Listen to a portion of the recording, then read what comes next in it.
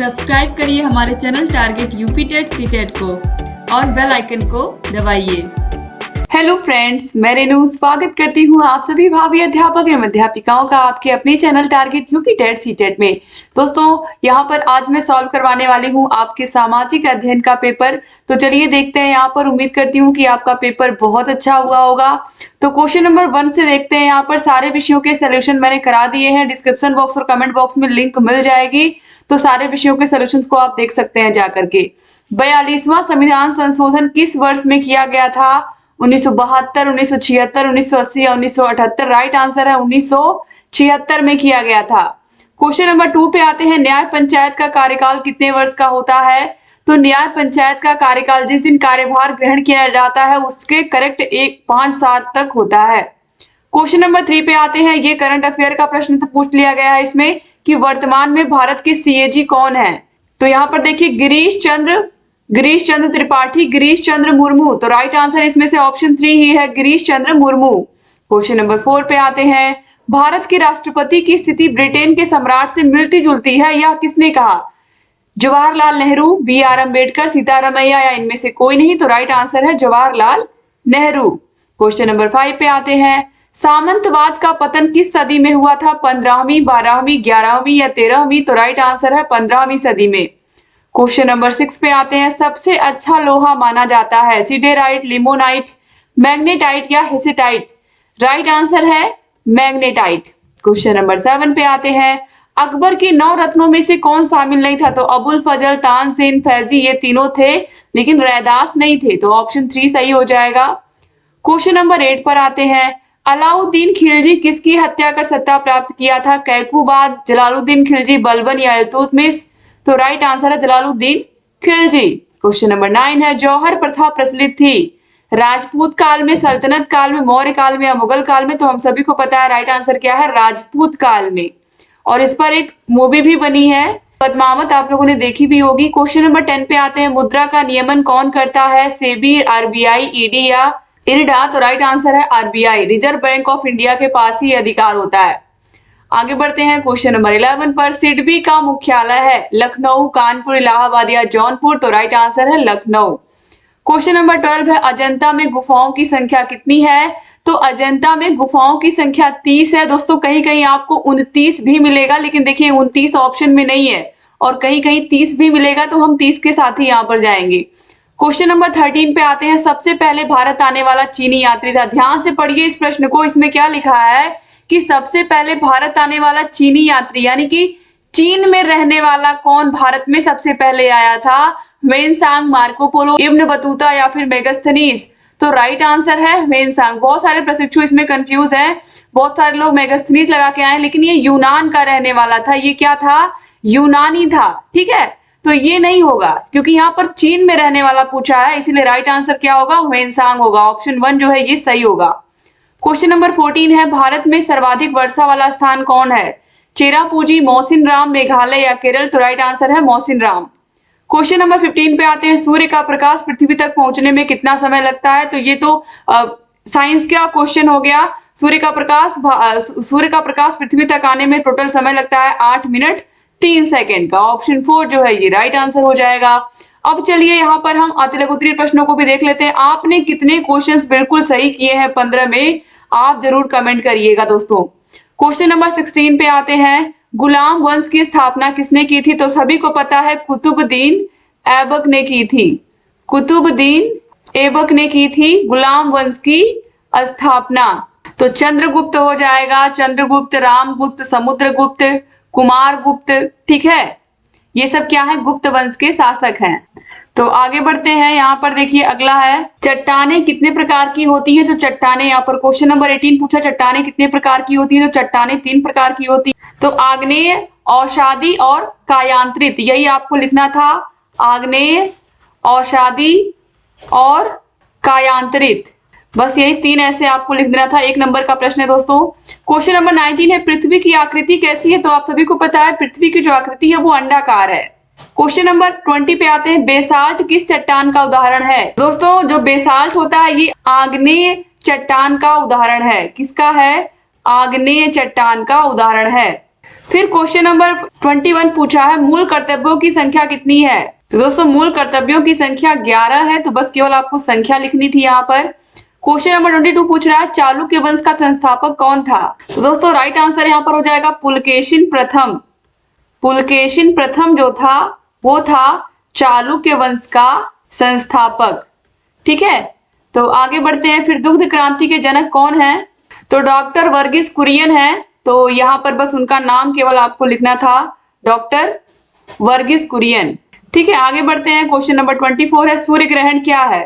दोस्तों यहाँ पर आपको सूर्य ग्रहण की परिभाषा लिखनी थी। जब पृथ्वी तथा सूर्य के मध्य चंद्रमा आ जाता है तब सूर्य का प्रकाश पृथ्वी तक नहीं पहुंच पाता और पृथ्वी की सतह के कुछ हिस्से पर दिन में अंधेरा छा जाता है और इसी स्थिति को हम क्या कहते हैं, सूर्य ग्रहण कहते हैं।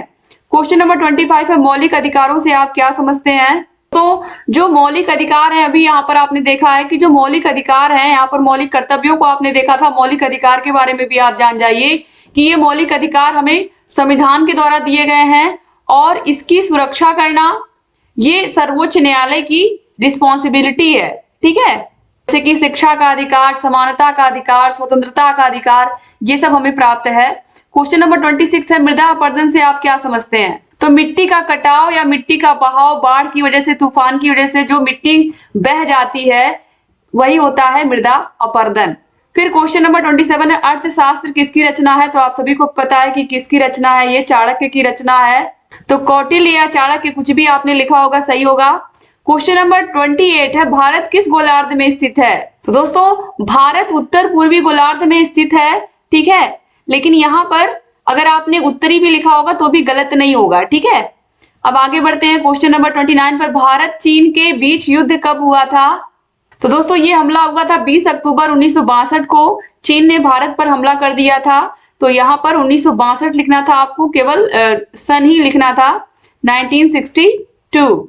आगे बढ़ते हैं दोस्तों, अगला प्रश्न देखते हैं। क्वेश्चन नंबर 30 है जलवायु का अर्थ स्पष्ट कीजिए। दोस्तों जलवायु बड़े इलाके का औसत मौसम है जो कि एक लंबे समय तक बना रहता है। ठीक है, तो इस तरीके से यहाँ पर लंबे समय तक बने हुए मौसमी दशाओं को ही हम क्या कहते हैं, जलवायु कहते हैं कहीं की। अब यहाँ पर देखिए लघु उत्तरीय प्रश्न यहाँ से स्टार्ट हो रहे हैं। लघु उत्तरीय प्रश्न क्वेश्चन नंबर 31 से अच्छे नागरिक के 4 गुणों का वर्णन करिए। तो जो अच्छे नागरिक होते हैं वो समाज के समस्याओं के प्रति जागरूक होते हैं, वे साक्षरता को बढ़ाने का प्रयास करते हैं और हर एक नागरिक, जो अच्छे नागरिक होते हैं, सच्चाई और ईमानदारी के साथ रहते हैं, खूब परिश्रमी होते हैं और दूसरों के प्रति आदर का भाव रखते हैं। तो ये सब अच्छे नागरिक के गुण हैं। फिर वनों से होने वाले लाभ बताइए, यानी कि जो जंगल है उनसे क्या लाभ है हमें, तो हम सभी को पता है कि उनसे हमें लकड़ियां मिलती हैं, उनसे हमें फल मिलते हैं, उनसे हमें बहुत सारी औषधियां बनाने वाले जो पौधे हैं उनसे हम औषधियां बनाते हैं, तो बहुत सारे लाभ है वनों से। मुद्रास्फीति से क्या आशय, मुद्रास्फीति से आशय स्पष्ट करिए। दोस्तों जब मांग और आपूर्ति में असंतुलन पैदा होता है तो वस्तुओं और सेवाओं की कीमतें बढ़ जाती हैं। कीमतों में इस वृद्धि को ही हम मुद्रास्फीति कहते हैं, जैसे कि महंगाई, जिसे हम आम बोलचाल की भाषा में कहते हैं महंगाई।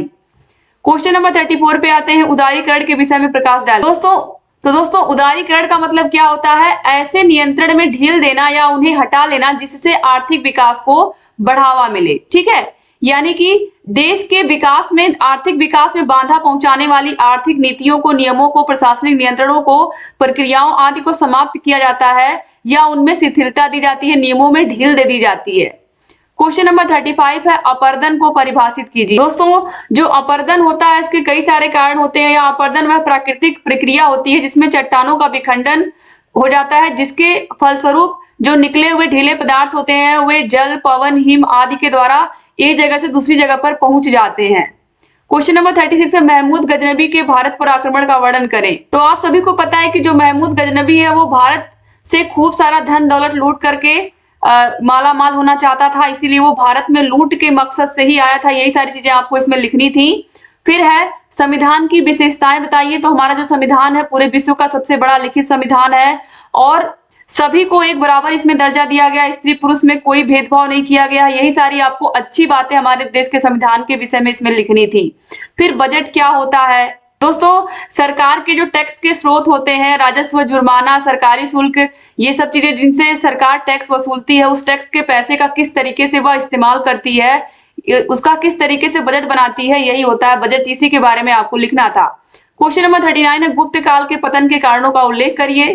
दोस्तों, गुप्त काल के पतन का जो सबसे बड़ा कारण था वो यही था कि जो शासन करने वाले शासक थे उनमें योग्यता और कुशलता का अभाव हो गया था। फिर क्वेश्चन नंबर 40 है, गुप्त काल को स्वर्ण काल क्यों कहा जाता है। दोस्तों, जो गुप्त काल था इसमें विज्ञान, प्रौद्योगिकी, साहित्य, स्थापत्य कला, मूर्ति कला सभी के क्षेत्र में नए कीर्तिमानों की स्थापना की गई थी। यानी कि जो इसीलिए इसको हम भारत का स्वर्ण काल कहते हैं, क्योंकि इसमें सभी लोगों को अपनी कला दिखाने का अवसर मिला, चाहे साहित्य के क्षेत्र में हो, चाहे मूर्ति कला हो, चाहे स्थापत्य कला हो, ठीक है, विज्ञान हो, प्रौद्योगिकी हो, सभी को इसमें पूरा पूरा मौका मिला था। सभी लोग अपना अपना जो अपनी अपनी योग्यता है वो दिखा पाए थे, तो इसलिए इसको स्वर्णकाल कहा जाता है। इस तरीके से सारे के सारे पूरे के पूरे प्रश्न पत्र को मैंने सॉल्व करा दिया।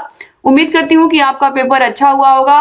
पेपर कैसा हुआ जरूर कमेंट करिएगा। थैंक यू सो मच पूरा का पूरा पेपर देखने के लिए और पूरे के पूरे प्रश्नों को मिलाने के लिए। दोस्तों, अगर चैनल को सब्सक्राइब नहीं किया तो प्लीज सब्सक्राइब कर दीजिए, और जहां कहीं कोई भी प्रॉब्लम है कमेंट बॉक्स में कमेंट करके हमसे पूछ सकते हैं। और यहाँ पर कॉन्टेक्ट नंबर भी दिया हुआ है हमारा, इस पर भी कॉन्टेक्ट करके सारी जानकारी ले सकते हैं। डिस्क्रिप्शन बॉक्स, कमेंट बॉक्स में आपको सारे विषयों की क्लासेस तो मिल ही जाएंगी, मास्टर क्लासेस भी मिल जाएंगी, और आपको हमारे app target UP TET CTET app में सारे के सारे विषयों के हाथों से लिखे हुए नोट्स मिलते हैं, सारे विषयों की क्लासेस, सारे विषयों की मास्टर क्लासेस, सारे विषयों के चैप्टर वाइज टेस्ट, सारे विषयों के प्रीवियस ईयर क्वेश्चन पेपर, सारे विषयों के राजन सीरीज, पवन सीरीज की पूरी पीडीएफ, ये सब हम आपको देते हैं अपने ऐप में। तो ऐप को भी डाउनलोड कर लीजिए। ऐप की link description box, comment box में मिल जाएगी। कोई प्रॉब्लम आ रही है तो यहाँ पर कॉन्टेक्ट नंबर दिया हुआ है।